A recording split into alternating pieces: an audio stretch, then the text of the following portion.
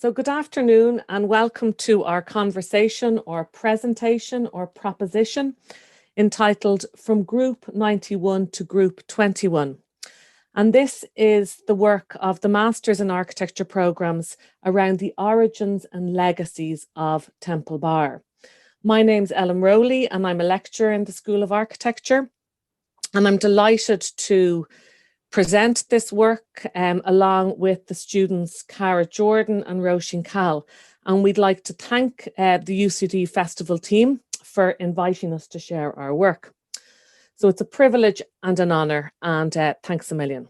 So this summer of 2021, as we hopefully emerge from the global pandemic to certain extents, we in UCD's School of Architecture, Planning and Environmental Policy are celebrating the design ingenuity of some of our alumni, namely a group of young architectural practices, you can see on the screen here, who formed themselves into a consortium called Group 91.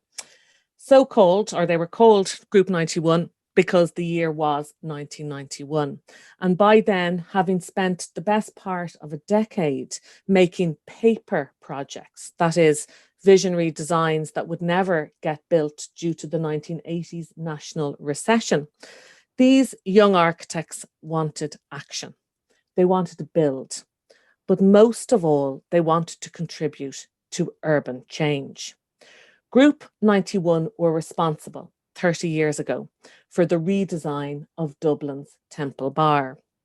So as a way of setting up the student work, I wanted to outline a little bit of the contextual history or the historical context for you all. This group were an optimistic, talented and visionary crew. And they were really more of a loose collective than an organised or a kind of a uniform group. And they were varied in their influences. Some had undertaken postgraduate study in London. Some had studied after UCD in America. Some fancied Le Corbusier, while others were more rationalist. But they were united in their interest in the historic city and in their aspiration to rescue and to recycle the city. Their focus by the late 1980s was Dublin, historic Dublin. Yes, but more so the undervalued high-density neighbourhoods of Temple Bar and the Liberties. Though it should be noted that some were also looking very closely at traditional and vernacular rural buildings or rural architecture, including Neil McCullough and Valerie Mulvin, as well as John Toomey. And Neil McCullough and Valerie Mulvin were at this time recording and critically analysing Irish buildings from the Bawn to the Tower House, publishing the radically important Lost Tradition in 1989. But whether urban or rural architecture, this was all in the same spirit, spurred on by contemporary international architectural thinkers like Colin Rowe and his Collage City, or Aldo Rossi in northern Italy. Both Rowe and Rossi and many others in different ways were calling us all, or calling on us, to remember and to use the city and make the city and remake the city as a repository for memory. So these UCD trained young architects were also spurred on by the evidence of such living historic cities as Rome. And despite decades of decentralisation and slum clearance policies which were blighting Dublin, the architects who go on to form Group 91 believed that the city should harness its essential architectural character.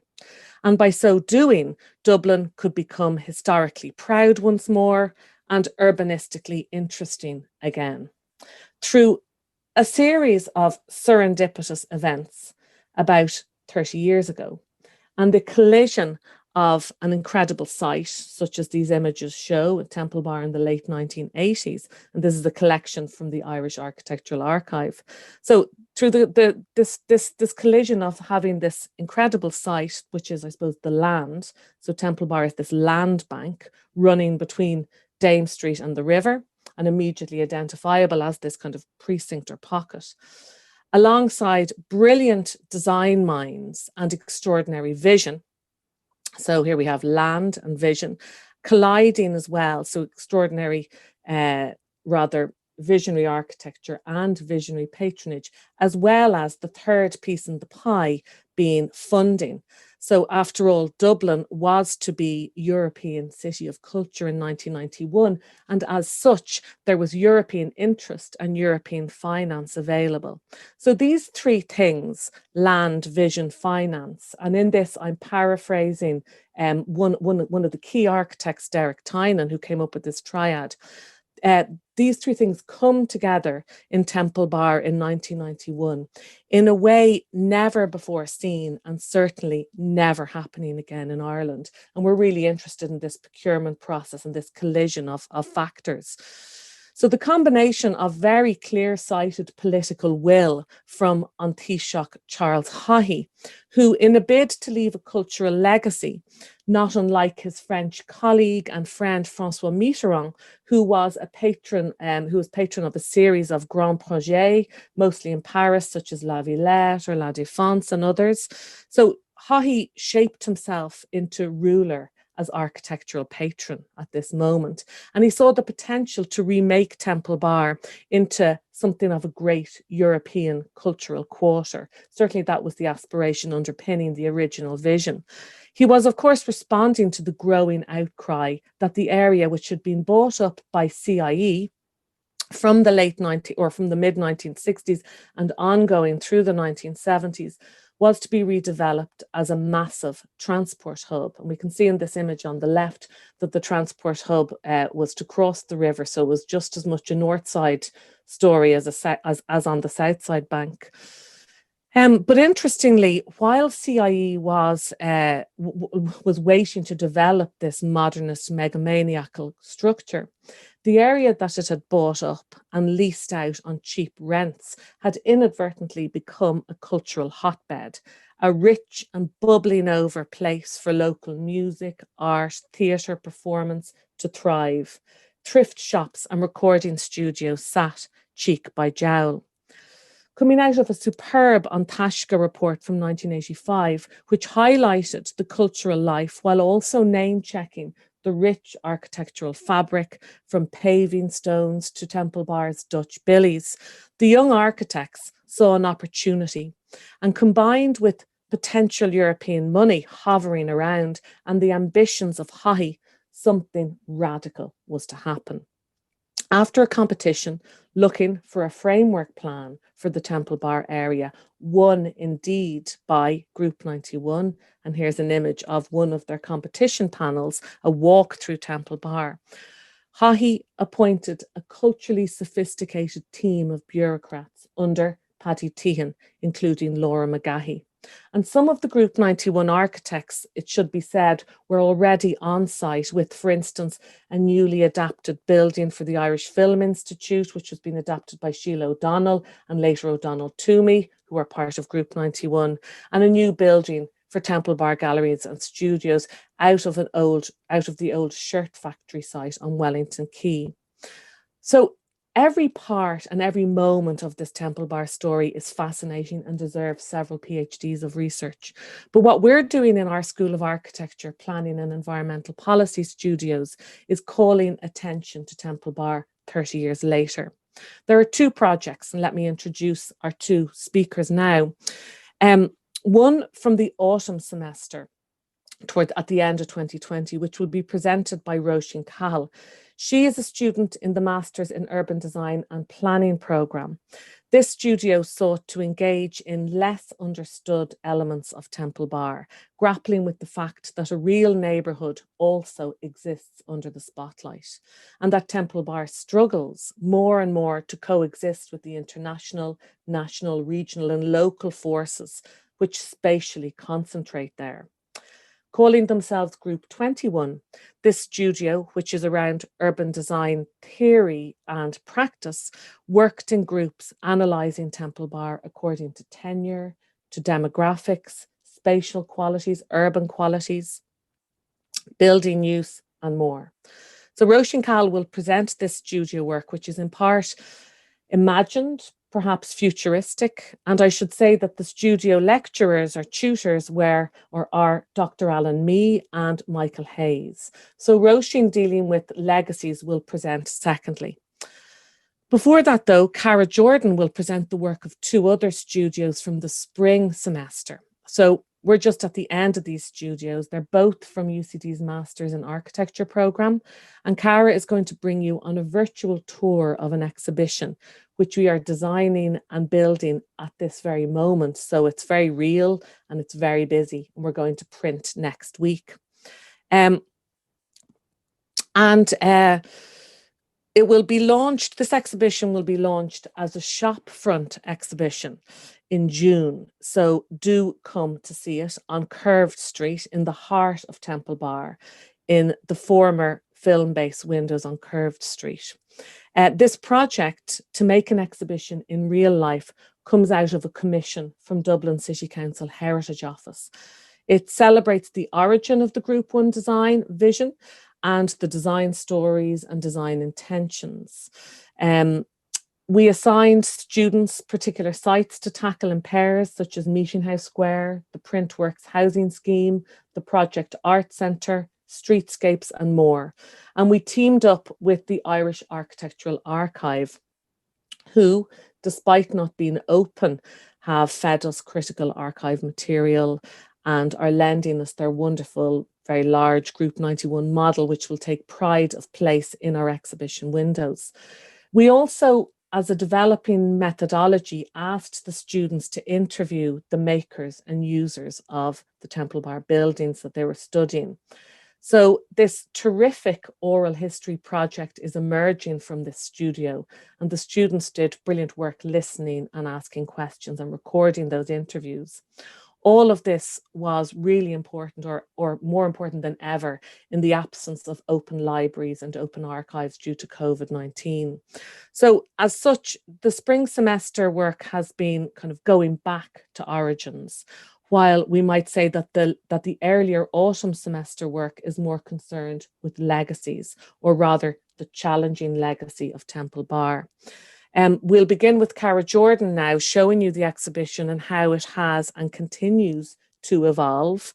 And we'd like to thank, from the Masters programme and from these studios, we'd really like to thank Dublin City Council Heritage Office for giving us this opportunity to explore this history and for having faith in us and in the students.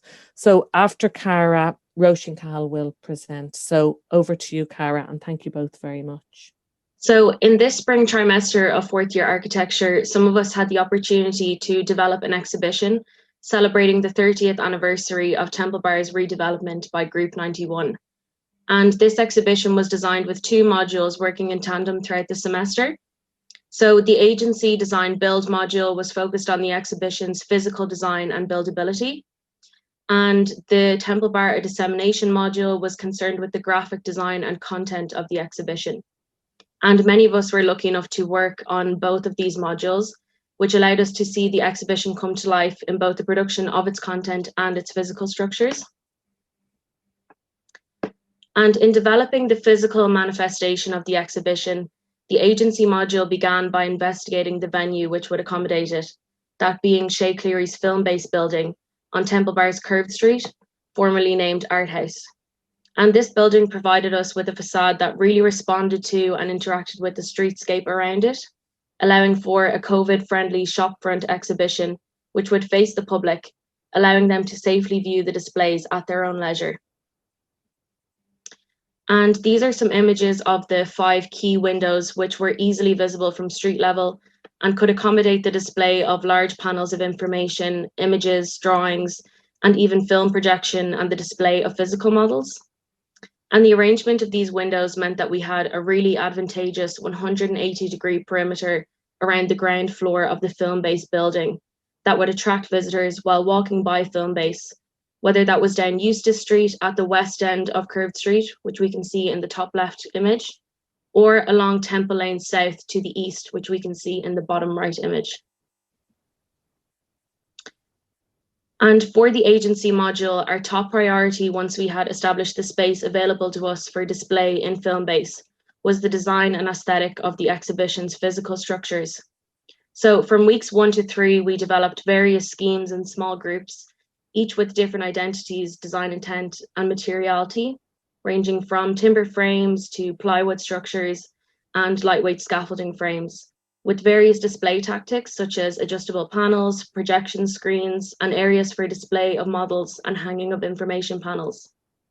And all of these schemes were then presented by the agency module to the Temple Bar, a dissemination module, who acted as a client during the development of this exhibition along with Dublin City Council. And in drawing on Temple Bar's industrial atmosphere and visual aesthetic, which we can see in some of these black and white photos of Temple Bar from 1985, courtesy of the Irish Architectural Archive, as well as many of the Group 91 designs throughout the area, such as Temple Bar Square, which we can see in the bottom left, Temple Bar Gallery and Studios in the top center, and Project Art Centre in the bottom right, who made use of metal frames and large expanses of glass broken up by metal glazing bars, adding to that alternative industrial atmosphere, which is evident throughout Temple Bar's architecture and streetscape. And these influences then informed the decision made by the client to develop the lightweight aluminium scaffolding scheme, which echoed these visual cues throughout Temple Bar and particularly the Group 91 projects. And this structure had the added benefits of being robust yet lightweight, easily adaptable to any necessary structural changes, dynamic in its visual presence, accommodating for many different systems of display, and of course, it tied into Temple Bar's industrial influences. And the simplicity of these structures would also bring visual cohesion to the windows and allow the content of the exhibition to shine. And of course, our structures had to be accommodating to the shopfront system of exhibiting information to the public, and the easily adjustable nature of the aluminium bars was perfect for this.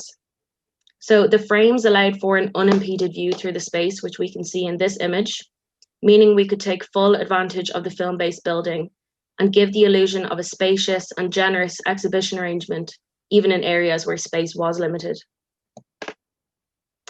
And this plan here shows the frames of the exhibition overlaid onto a map of Temple Bar's curved street. And it shows the arrangement of the structures within the 5 key windows that face out to the public, allowing for 5 unique and dynamic display areas. And we wanted the arrangement of our exhibition's content to be fluid yet cohesive, without a structured beginning and end, so that no matter which direction you approach the exhibition from, or how many windows you may end up viewing, you would not be missing out on any vital parts of the narrative, and hopefully would leave with a better understanding of Temple Bar, and most importantly, of Group 91's impactful architectural and cultural legacy within the area. So starting from the west at our Eustace Street window, I'll take you on a little tour of our exhibition through some key images produced by the Design Build module throughout this semester. So this is our Eustace Street window, and it contains the simplest frame of the whole exhibition due to space constraints within the building, and of course the challenges of working to access and fire safety standards as film base is currently still in use. And this simple goalpost structure can accommodate a large variety of panels, making use of wire to suspend them from the upper crossbar, and will also accommodate a large group map designed by the Temple Bar Research Module, who have produced some lovely architectural drawings of each of the Group 91 buildings that we have been researching for the exhibition. And introductory information and acknowledgements will also be displayed on the right-hand side of this frame. As we move around the corner, our curved street window, the largest display space in the exhibition, contains 3 large display frames, as well as a table designed for the display of a model of Temple Bar, showcasing each of the Group 91 buildings within it. And there is also a tilted panel below this module, which will hold a timeline showcasing some of Temple Bar's historical development moments throughout its history. And the window will focus on 3 research aspects from our Temple Bar dissemination module, those being dwelling in Temple Bar, streets in Temple Bar, and connections to public space in Temple Bar. And some of the featured Group 91 projects include the Printworks and Temple Bar Square.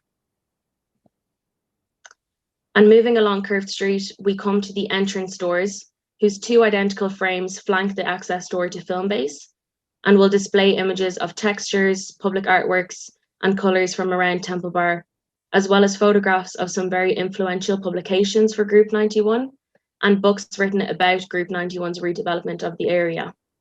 And this window will also display several models of Group 91 buildings, such as Derek Tynan's Printworks and Shay Cleary's Project Art Centre. And towards the end of Curved Street, the double height window will accommodate the tallest of our frames, giving us an opportunity to present an overall view of Group 91's visual impact on Temple Bar with 8 large display panels. The information presented here will focus on 4 Group 91 projects: the Irish Film Institute, Temple Bar Gallery and Studios, Project Art Centre and Meeting House Square. And finally, our Temple Lane window will accommodate a wholly different form of display with a frame made especially for projection of film footage, which will be edited by our technology team in the dissemination module. And this frame is built as a tunnel-like structure, which we can see to the left of the image, which will be attached to the interior perimeter of the window in the film-based building, as it does not receive as much light as the other windows, but this will allow for the projection of film media onto the tunnel's backdrop. And while all of these structures were being developed and refined by the agency module, the dissemination module's graphic design group were busy creating the visual manifestation of our research content. And we were inspired by the De Stijl movement, whose influence can best be seen in McCullough Mulvin's Temple Bar Gallery and Studios. A grid-like design was emerging for the arrangement of information, and the influence of Piet Mondrian's distinctly De Stijl artworks are clear, with cues taken from the various metal grids and glazing arrangements of Group 91's buildings to create a frame within a frame concept for the display of information. And the swapping of the bright primary colours for a more muted palette takes inspiration from the earthy tones that can be seen around Temple Bar, such as the red brick of the Arc building, and allows the photos of the group's projects to shine through. Now, as a final taster of what's to come, I'll end the brief tour with a view of the double height window's preliminary design, showcasing the visually and intellectually stimulating content that you can expect from our exhibition surrounding this amazing moment in Irish architectural history. And hopefully Roisin will give us a hint of what's to come for Temple Bar in the future with her presentation of urban design and planning's master studio work from the autumn trimester. So thanks a million, Cara. That was fantastic, and I hope it's given everybody a taster as to what's to come in the coming weeks as soon as that in Temple Bar. And I should also name check my colleague, who I didn't in my introduction, but Tiago Faria, who's in charge of the studio agency Design Build, who is actually at present building these structures in the School of Architecture Rich Views Building Lab. So it's extremely exciting. The second speaker, or rather the third speaker, second student for this proposition and session from Group 91 to Group 21 is Roisin Cahill, who will speak about the work from her postgraduate studio in the Masters in Urban Design and Planning, which is loosely called Group 21. Hi, I'm Roisin Cahill, and I'll be presenting work from the Group 21 studio. The studio output is a series of urban design interventions for the future of Temple Bar, rebalancing the nightlife and tourist-heavy area to also act as a strong city centre neighbourhood. During the COVID lockdowns, we had the opportunity to observe life in the cultural hub of Dublin without tourism or nightlife. What we found were largely vacant streets and a dilute residential population. The empty streets are explained by the census data, as 45% of Temple Bar's population are tourists or short-stay visitors. The photos to the left, taken by Frank MacDonald, show the windows of housing in Temple Bar that appeared to be empty during the 2020 spring lockdown. It is estimated that 40% of housing in the area was used as Airbnb in 2020. The focus on tourism in the area is also reflected by the use of ground floor units, as there are 4 times more ground floor area serving tourists through uses such as super pubs and restaurants than serving locals through uses such as grocers or places of education. The age distribution of Temple Bar's population indicates that the area is not attracting people to live there long term, as there is a significantly higher proportion of the population aged 19 to 64 and lower proportion of children and over 65s than the national average. The studio was composed of 8 students from a range of design and non-design backgrounds. Together, we found that through adaptation and reuse of the built fabric, it is possible to develop a balanced 3-generational neighbourhood in Temple Bar that supports the growth of a sustainable community, all benefiting from the tourism industry. This project proposes the rebalancing of Temple Bar to become a neighbourhood that serves both locals and tourists. It does so by converting all vacant units, large hotels, and a percentage of single dwelling units into housing suitable for families and the over 65 age group. The units highlighted in orange in the image to the top left are the proposed converted residential units. These adaptations would result in the population change shown in the pie charts, creating a balanced 3-generational neighbourhood reflective of the national average. However, providing a mix of housing is not enough. The uses of the area must too change to serve both locals and tourists. The following projects are a range of visions for the developing of a more balanced Temple Bar. The projects each have a specific aim and can be grouped into themes of strengthening community, reclaiming public space, and a response to the COVID pandemic. One proposed method to strengthen community makes use of one of Temple Bar's untouched assets, its catalogue of flat roofs that are shown in green in the top right image. The roofs could be connected into a series of roof gardens for urban agriculture, creating a communal rooftop recreational realm for residents, separated from the busy streets below. The proposal includes a community building, as seen in the image to the left, that would act as a market selling any produce grown in the gardens, as well as providing workshops, cooking classes, and bookable spaces for locals. The project also includes an instruction manual to help residents lead in the creation of the roof gardens. Another proposal for strengthening community is the creation of positive energy blocks that empower residents to take communal control of their natural assets. The block shown on the left was used as a prototype and proves that through the use of hydroelectric generators in the Liffey, solar panels on the roof, and the installation of geothermal heat pumps, the block could produce more energy than it currently consumes. This not only allows the residents to reduce their bills and carbon emissions, but provides a communal roof garden that would encourage and strengthen community connections. To the right of the screen is a proposal to reuse the currently vacant telephone exchange building on the corner of Temple Bar Square as a market that flows out into the square and is an attraction for both locals and tourists. The second theme of proposals addresses the quality of public space. A public life audit was carried out, which shows a lack of public amenities and a privatization of public space, as is exemplified by the gated entrances to Meeting House Square as shown in the photos. The following projects aim to reclaim public space for the use of the public in different locations throughout Temple Bar. The proposal to the left reverses the privatization of public space by removing the gates of Meeting House Square and reinstating the planned Group 91 lane, connecting the square to Cramping Court. The enabling factor of this proposal is the reorientation of the surrounding built uses so that the public spaces are passively surveyed by windows and entrances, creating safe public spaces without the need for exclusionary measures such as gates.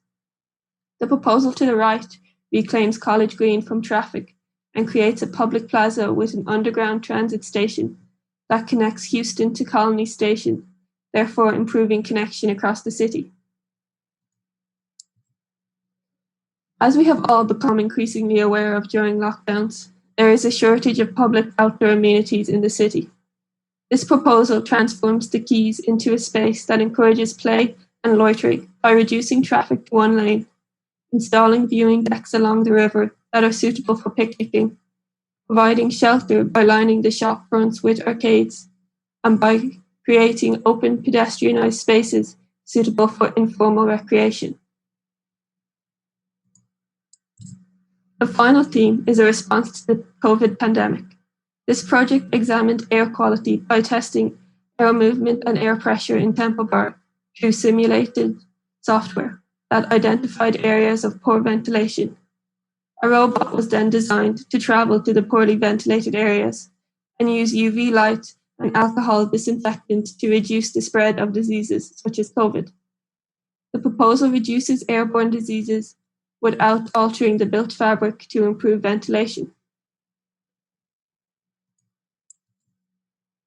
Collectively, the projects show that Temple Bar has the potential to become a balanced neighbourhood that supports both residential life and tourism.